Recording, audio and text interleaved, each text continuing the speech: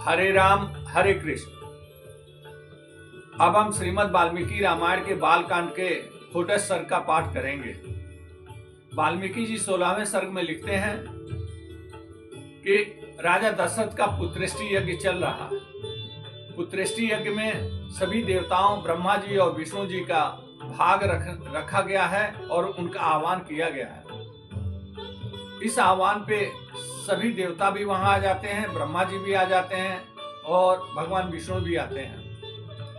तो सभी देवता हाथ जोड़ करके प्रणाम करते हैं भगवान विष्णु को और कहते हैं कि हे प्रभु, पृथ्वी सहित तीनों लोकों पे रावण नामक राक्षस का अत्याचार बढ़ता जा रहा है, आपको कुछ करना होगा। ब्रह्मा जी के वरदान से उसका मनोबल काफी बढ़ चुका है और वो अपने को अजर अमर मानते हुए काफी अत्याचार कर रहा है। भगवान विष्णु इस पे कहते हैं कि मैं 4 अंश के रूप में मैं पृथ्वी पे जन्म लूंगा। साथ ही पूछते हैं, सभी देवताओं की मनोस्थिति जानने के लिए पूछते हैं कि हे देवगण, आप लोगों की क्या राय है, आप क्या कहना चाहते हैं। तो सभी देवता एक स्वर में यही कहते हैं कि हाँ प्रभु, हम लोग चाहते हैं कि आप मनुष्य रूप में जन्म लें। पृथ्वी पे जब आप मनुष्य रूप में जन्म लेंगे और तभी उसका वध हो पाएगा, क्योंकि ब्रह्मा जी ने मनुष्य के अलावा अन्य से देवता, असुर, गंधर्व, यक्ष किसी से भी उसकी मृत्यु ना हो ऐसा वरदान दे रखा है।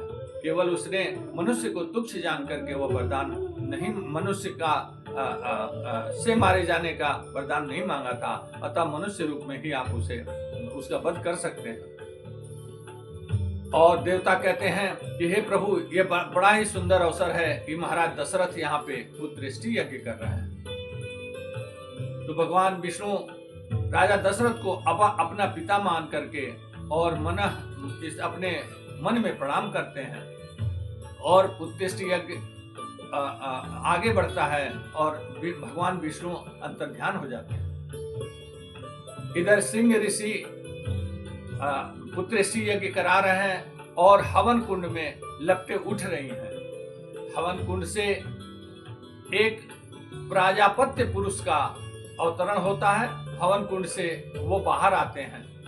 उनका रंग काला और मुख लाल होता है, होठ लाल होता है और लाल रंग के वस्त्र धारण किए हुए, आभूषण पहने हुए हवन कुंड से बाहर आते हैं और वो अपना परिचय देते हैं।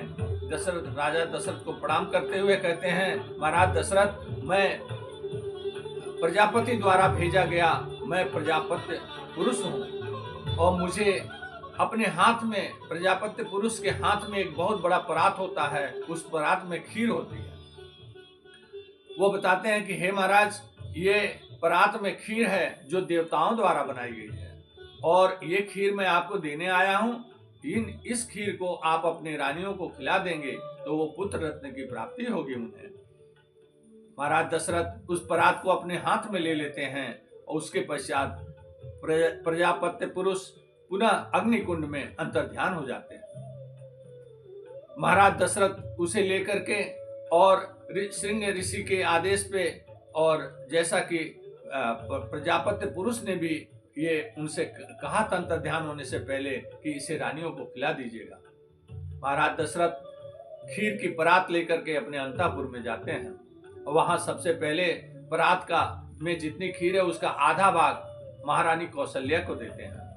कहते हैं, हे महारानी, इस खीर को खा लो और इससे पुत्र रत्न की प्राप्ति होगी। पुनः आगे बढ़ते हैं और सुमित्रा जी के कक्ष में जाते हैं। सुमित्रा जी से उस बचे हुए खीर का आधा भाग सुमित्रा जी को दे देते हैं। कहते हैं, रानी, इसे खाना है, खा लो, जिससे कि पुत्र रत्न की प्राप्ति होगी।